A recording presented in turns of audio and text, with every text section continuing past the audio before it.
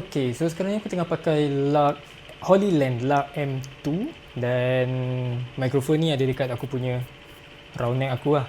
Dan apa yang korang boleh nampak, dia bagi sekali dengan charger dan juga dua mikrofon. Dan sekarang ni kalau korang nampak dia berwarna biru, bermaksud noise cancellation deactivate. So sekarang ni korang boleh dengar bunyi angin. Bila aku activatekan noise cancellation, bunyi angin tu dah tak ada.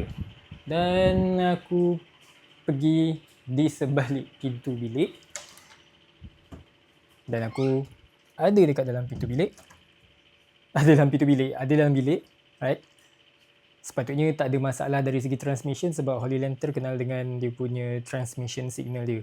Lagipun jarak antara mikrofon dan juga receiver kurang daripada 50 meter dan diorang claim boleh pergi sehingga 100 ataupun 200 meter kalau tak ada apa-apa obstacle. By right, audio quality ataupun transmission dia berjaya lah, senang cerita.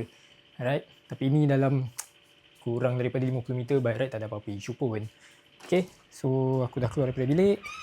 Dan so apa pendapat korang dengan audio quality daripada Holyland LARC M2?